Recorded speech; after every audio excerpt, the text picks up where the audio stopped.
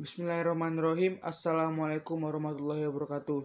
Saya Pensaki Sregar, mahasiswa PPI 2 semester 5, Fakultas Tarbiyah UIN Sumatera Utara. Baik, di sini saya akan menyampaikan PPL pertama saya, yaitu di SMP Muhammadiyah 57 Medan. Baiklah, alamat dari SMP Muhammadiyah 57 Medannya yaitu di Jalan Mustafa nomor 1, Gelugur Darat 1, Kecamatan Medan Timur, Kabupaten Kota Medan, Provinsi Sumatera Utara. Kode pos 20238.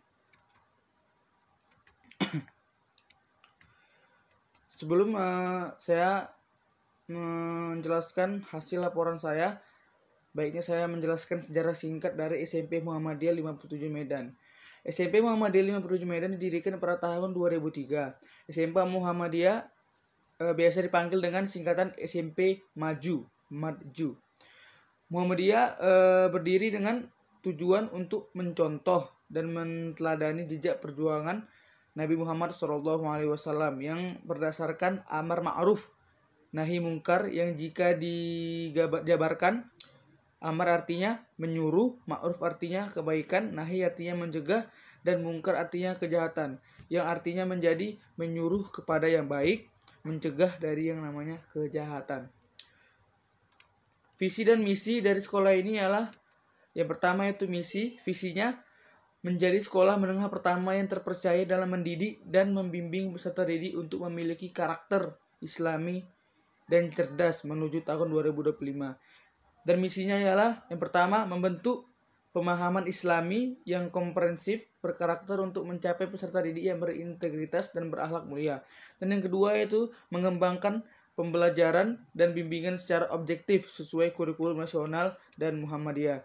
Dan yang ketiga, meningkatkan kompetensi peserta didik dalam penguasaan ilmu pengetahuan atau iptek serta teknologi yang berwawasan global, dan dibarengi landasan iman dan takwa atau imtak yang kokoh. Dan yang terakhir yaitu meningkatkan kompetensi peserta didik dalam penguasaan bahasa asing, yaitu bahasa Inggris maupun bahasa Arab.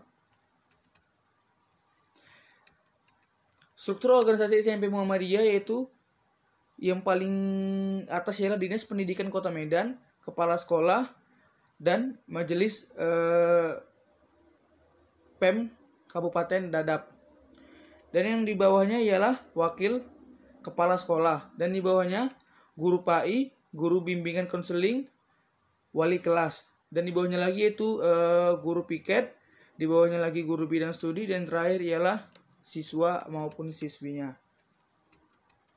Tenaga berpendidikan yaitu bervariatif, mulai dari D1, D2, D3, S1, S2, dan S3.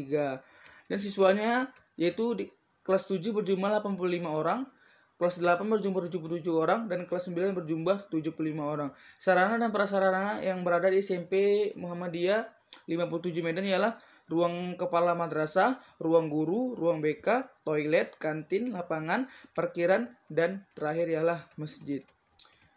Dan yang kedua itu pelaksanaan program praktik lapangan dan hasilnya. Kegiatan observasi fisik lembaga satuan pendidikan. Kegiatan fisik sekolah madrasah adalah kondisi fisik di suatu sekolah, di mana sekolah itu dilihat dari segi luas tanah, jumlah ruangan, ukuran ruangan kelas, dan bangunan lainnya. Oleh karena itu, keadaan fisik di SMP Muhammadiyah 57 Medan dapat diamati dari penjelasan berikut. Yang pertama yaitu observasi standar fisik pembelajaran. Dan yang kedua, observasi standar sarana pembelajaran, seperti ruang kelas. Ruang kelas meliputi kursi peserta didik, meja peserta didik, kursi guru, meja guru, lemari, dan terakhir yaitu papan panjang dan papan tulis.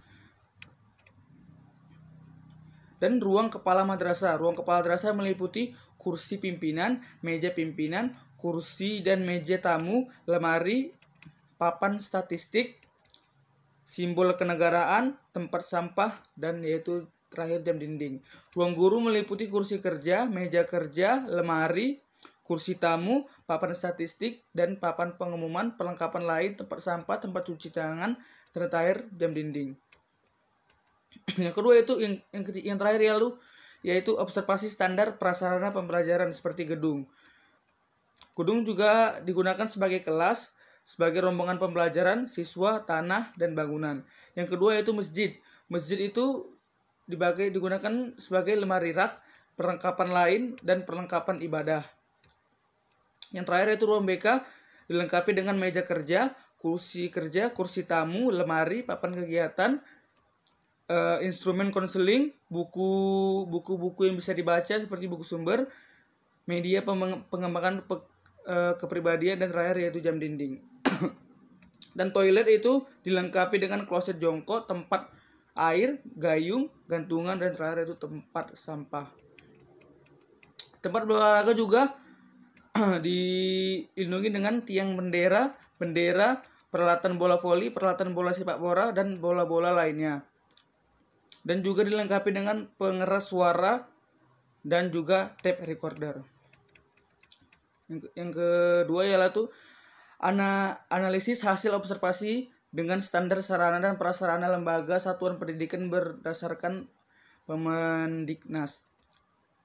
Yang pertama itu analisis dari observasi fisik pembelajaran. Yang kedua itu analisis hasil observasi sarana pembelajaran. Menurut Kemendikbud nomor 24 tahun 2007, sarana adalah perlengkapan pembelajaran yang dapat dipindah-pindah oleh karena itu dapat disimpulkan bahwa sarana adalah perlengkapan yang terdapat di setiap ruangan untuk memfasilitasi kegiatan belajar, mengajar. Sarana ini juga sangat penting untuk mendukung proses pembelajaran sebuah MTS ataupun SMP. Sekurang-kurangnya memiliki sarana yang ditinjau dari prasarana, yaitu sebagai berikut. Yang pertama ialah ruang kelas.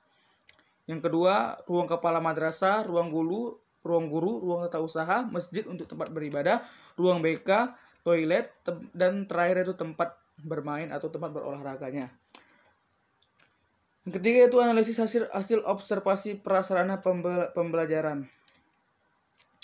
Prasarana merupakan fasilitas penunjang dalam proses pembelajaran di dalam SMP Muhammadiyah 57 Medan. Terdapat beberapa prasarana penunjang yaitu seperti gedung, tempat ibadah, ruang konseling, toilet, dan ruang bermain berolahraga. Dari prasarana yang disebutkan di atas, bahwasanya prasarana penunjang dalam pembelajaran di SMP Muhammadiyah 57 Medan ada prasarana penunjang yang belum terpenuhi. Seharusnya kepala madrasah memiliki kebijakan untuk menambahkan beberapa prasarana yang seharusnya dimiliki oleh sekolah.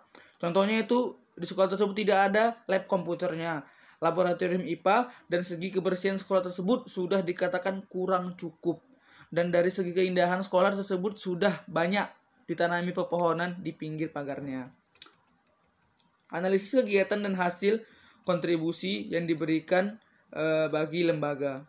Yang pertama, adapun kontribusi yang diberikan lembaga kepala sekolah dapat dibedakan menjadi beberapa kategori. Itu pertama, bidang fisik. Dari segi fisik, lembaga berkontribusi nyata dalam beberapa hal yaitu terdapatnya tempat sampah yang diletakkan pada setiap sudut ataupun di dalam ruangan kelas, adanya alat-alat kebersihan yang disediakan pada setiap ruangan kelas, pembangunan masjid untuk tempat beribadah bagi peserta didik muslim, dan terdapatnya beberapa kamar mandi yang diadakan di madrasah. Yang kedua yaitu bidang non-fisik. Di dalam bidang non-fisik, sekolah berkontribusi dalam menyelenggarakan kegiatan-kegiatan yang bertujuan untuk meningkatkan kualitas dan kuantitas sekolah, baik yang bersifat personal ataupun lembaga. Selain itu juga disediakan ekstrakurikuler untuk mengembangkan minat dan bakat dari siswa seperti pramuka dan paskibra. Dan terakhir ialah faktor pendukung dan penghambat dari sekolah saat saya melakukan observasinya. Dalam melakukan observasi fisik selama lebih beberapa hari dari tanggal 12 sampai tanggal 18, observer dalam perlakuan observasi fisik ini observer memiliki faktor pendukung dan faktor penghambatnya. Faktor yang mendukung kegiatan observasi saya yaitu saat observer datang ke sekolah. Saat saya datang ke sekolah, pihak sekolah menanyakan tujuan dan kegiatan yang akan kami lakukan dalam menanyakan tujuan kegiatan.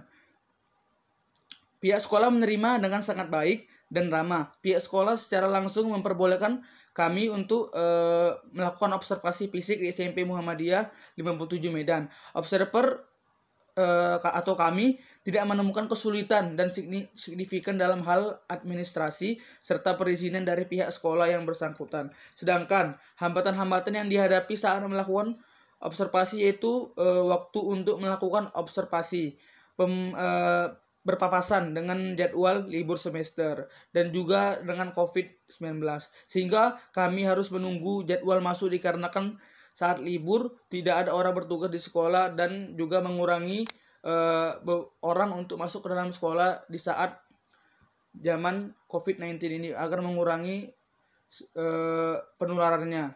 Dan kami juga melakukan prokes yaitu protokol kesehatan dengan menggunakan masker dan menggunakan hand sanitizer selama melakukan observasi di sekolahnya. Dan yang terakhir yaitu penutup. Kesimpulannya yang berhasil saya observasi dari SMP Muhammadiyah 57 Medan yang berada di Jalan Mustafa nomor 1 di desa Glugur Darat 1 dan Kecamatan Medan Timur, Kabupaten Kota Medan, Provinsi Sumatera Utara, dapat disimpulkan bahwa kelengkapan sarana prasarana atau fisik di sekolah tersebut sudah cukup ideal. Dan kelengkapan administrasi pembelajaran yang dinilai sudah cukup untuk administrasi pembelajaran. SMP Muhammadiyah 57 Medan dinilai cukup dikelola dengan baik dan dapat dipercaya. Namun untuk RPP sekolah tidak memilikinya. Dan untuk jadwal mengajar guru serta pengumuman penting dapat dilihat di papan pengumuman yang berada pada kantor guru. Dengan pemaparan permasalahan yang ditemukan di lapangan dan disertai dengan penjelasannya, sarana dan prasarana yang ada di SMP Muhammadiyah 57 Medan sudah cukup ideal untuk dioperasikan oleh siswa. Kelengkapan dan jumlah alat yang diperlukan ada yang sesuai dengan jumlah ideal, ada juga yang kurang dari jumlah ideal, bahkan ada yang melebihi jumlah idealnya. Dan organisasi dan ekstrakurikuler fasilitasi dengan ruangan dan alat yang sudah dibilang cukup lengkap. Idealnya, saran saya idealnya proses pembelajaran dan kegiatan sekolah yang dilaksanakan oleh guru dan siswa dilakukan dengan baik jika kelengkapan fasilitas sudah memadai. Baiklah, di sini saya akan melampirkan beberapa hasil foto saya dan observasi saya yang berada di sekolah SMP Muhammadiyah 57 Medan. Check it out.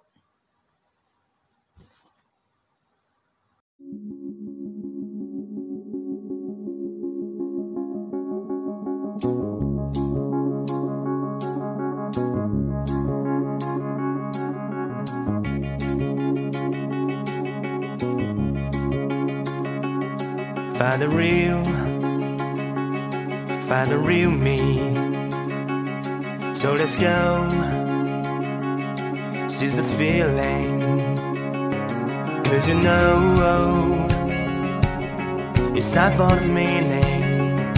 Now we show we're coming to win it.